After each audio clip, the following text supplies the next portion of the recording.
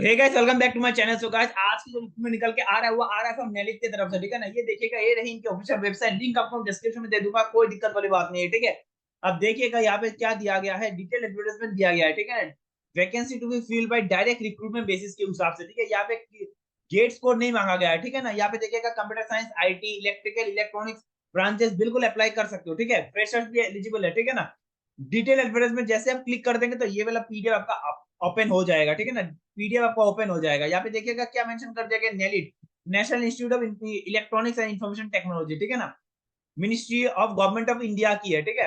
अब यहाँ पे देखिएगा vacancy to be filled by direct recruitment, ठीक है। यहाँ पे देखिएगा क्या कौन कौन सी वैकेंसी निकाली गई है, किसके लिए निकाली गई है, सब कुछ समझेंगे, ठीक है ना, डिटेल में। तो वीडियो को एंड तक जरूर देखना। फर्स्ट पोस्ट जो निकाली गई है साइंटिस्ट सी की निकाली गई है, मगर यहाँ पे आपका एक्सपीरियंस मांगा गया है, ये हमारे काम की नहीं है, ठीक है। दूसरा वाला वैकेंसी आप देख लीजिएगा, साइंटिस्ट बी की वैकेंसी निकाली गई है। यहाँ पे देखिएगा, अगर आपने बी टेक कर रखा है ना, कंप्यूटर साइंस में है ना, कंप्यूटर साइंस हो गया, आईटी हो गया, इलेक्ट्रिकल एंड इलेक्ट्रॉनिक्स हो गया, इलेक्ट्रॉनिक्स एंड इंस्ट्रूमेंटेशन हो गया, इलेक्ट्रॉनिक्स एंड कम्युनिकेशन हो गया। अगर आपने अगर आपके पास फर्स्ट क्लास डिग्री है, ठीक है ना, आप बिल्कुल अप्लाई कर सकते हो। या फिर अगर आपने एमएससी भी कर रखा है इलेक्ट्रॉनिक्स में या फिर अप्लाइड इलेक्ट्रॉनिक्स में, फिजिक्स में, तो बिल्कुल आप अप्लाई कर सकते हो। यहाँ पे देखिएगा फ्रेशर, फ्रेशर बिल्कुल अप्लाई कर सकते हैं, ठीक है ना। फ्रेशर बिल्कुल अप्लाई कर सकते हैं, ठीक है। टोटल वैकेंसी आप देख लीजिएगा, टोटल वैकेंसी 12 निकाली गई है। जनरल वालों के लिए 7 निकाली गई है, ओबीसी वालों के लिए 5, ठीक है। और एज लिमिट की अगर मैं बात करूं तो 30 साल रखा गया, 30 ईयर्स रखा गया, ठीक है ना। यहाँ पे एक और चीज मेंशन कर दिया गया, इंटरव्यू व्हिच मे और मे नॉट बी प्रोसीड, ये अभी तक डिसाइड नहीं हुआ, ठीक है ना। ये एप्लीकेशन के हिसाब से डिसाइड होगा। अगर एप्लीकेशन ज्यादा हो गई तो इंटरव्यू हो सकता है, या वरना इंटरव्यू आपका नहीं होने वाला है, ठीक है ना। सीधा आपका रिटर्न टेस्ट से आपका रिक्रूटमेंट हो जाएगा, ठीक है ना, सिलेक्शन हो जाएगा, फाइनल सिलेक्शन। और भी ऐसा बहुत सारा वैकेंसी निकल के आ रहा है, लेकिन वो हमारे काम की नहीं है, ठीक है। यहाँ पे देखिएगा एक्सपीरियंस मांगा गया, ये हमारे काम की नहीं है, ठीक है ना। यहाँ पे भी देखिएगा 7 साल का एक्सपीरियंस मांगा गया, ये हमारे काम की नहीं है, राइट।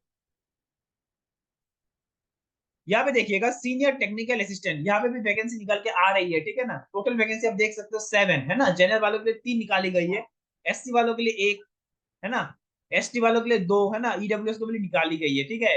अगर एजुकेशन क्वालिफिकेशन की अगर मैं बात करूँ, यहाँ पे देखिएगा अगर आपने बीटेक कर रखा है ना कंप्यूटर साइंस में, या फिर इलेक्ट्रिकल में है ना, आईटी में, इलेक्ट्रॉनिक्स में हो गया है ना, इलेक्ट्रॉनिक्स एंड इंस्ट्रूमेंटेशन हो गया, इलेक्ट्रॉनिक्स एंड कम्युनिकेशन हो गया, अगर आपके पास फर्स्ट क्लास डिग्री है तो बिल्कुल अप्लाई कर सकते हो, ठीक है।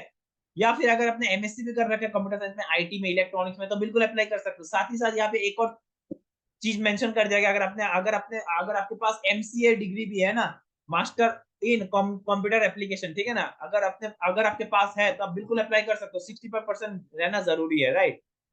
और टोटल वैकेंसी आप जो देख ही लिए हो, है ना। और एज लिमिट की अगर मैं बात करूँ तो 30 ईयर्स रखा गया है, ठीक है ना। रिटर्न टेस्ट से रिक्रूटमेंट होने वाली है, ठीक है। यहाँ पे मेंशन कर दिया गया रिटर्न टेस्ट से आपका सिलेक्शन होने वाली है। बाकी जितने भी रिक्रूटमेंट निकाली गई है, जो भी पोस्ट निकाली गई है, यहाँ पे देखिएगा 5 साल का एक्सपीरियंस मांगा गया, ये हमारी काम की नहीं है। अगर अगर आपके पास है, वेल एंड गुड, आप अप्लाई कर सकते हो, ठीक है। हम तो बात कर रहे हैं, हम तो चर्चा कर रहे हैं फ्रेशर वालों के लिए, राइट। ऐसे और भी वैकेंसी एक बार पढ़ लेना, ठीक है ना। अब लेके चलता हूँ, और सैलरी भी देख लीजिएगा, सैलरी भी बहुत अच्छी है, राइट। सैलरी भी आप यहाँ पे देख लीजिएगा, सैलरी तो मेंशन नहीं किया हूँ, है ना। सैलरी भी आप यहाँ पे देखिएगा, सैलरी भी आप देख सकते हो, है ना। सैलरी भी आप देख लीजिएगा, लेवल 10 की पोस्ट निकाली गई है, राइट। आपका सीटीसी तकरीबन तकरीबन 12 लाख आपका बन जाएगा, राइट। तो अगर इंटरेस्ट है तो आप बिल्कुल अप्लाई कर सकते हो। और एग्जामिनेशन फीस की अगर मैं बात करूँ, फीस आपको देखिएगा लेवल 10 की है ना, 400 रुपये रखा गया, 400 रुपीज रखा गया SC ST PWD women category वालों के लिए, और एक्स सर्विसमैन वालों के लिए, और जनरल वालों के लिए 800 रुपये रखा गया, जो कि बहुत ही ज्यादा है, राइट। इतना नहीं लेना चाहिए था। और choice of application, choice of centre, centre आप यहाँ पे देखिएगा, पैन इंडिया होने वाला है, ठीक है ना। अगरतला हो गया, आइजल हो गया, बहुत सारा सिटी आप यहाँ पे मेंशन कर दिया गया है। भुवनेश्वर हो गया, बेंगलुरु हो गया, औरंगाबाद हो गया, आइजल हो गया, अगरतला हो गया, कालीघाट हो गया, चंडीगढ़ हो गया, चेन्नई हो गया, दिल्ली हो गया, गांधीनगर हो गया, गैंगटॉक हो गया, गुवाहाटी हो गया, है ना, हैदराबाद हो गया, इंफाल हो गया, ईटानगर हो गया, जयपुर हो गया, जम्मू हो गया, कोहिमा हो गया, कोलकाता हो गया, लखनऊ हो गया, पटना हो गया, रांची हो गया, है ना, शिलोंग हो गया, शिमला हो गया, श्रीनगर हो गया, ठीक है। तो यहाँ पे चॉइस ऑफ सेंटर भी आपको दिया गया है, राइट। और यहाँ पे देखिएगा जो एग्जाम जो होने वाले, यहाँ पे साफ साफ मेंशन कर दिया गया है, written test will be comprises of objective question and shall be OMR based, आपका ओएमआर बेस्ड होने वाला है, राइट। ऑनलाइन टेस्ट नहीं होने वाला, ओएमआर बेस्ड आपका होने वाला है। सिलेबस अभी तक मेंशन नहीं किया गया है, नेगेटिव मार्क आपका रहने वाली है ना, 1/4 आपका नेगेटिव मार्क रहने वाली है, राइट। सिलेबस अभी तक मेंशन नहीं किया गया है। अगर सिलेबस ऐसा कुछ नोटिफिकेशन निकल गया तो वो भी अपलोड कर दूंगा, है ना, वो भी आप मेरी चैनल में अपलोड कर दूंगा। और ज्यादा कुछ है ही नहीं, है ना। इसी के साथ आज के जॉब नोटिफिकेशन समाप्त करता हूँ, मिलता है अगले जॉब अपडेट के साथ।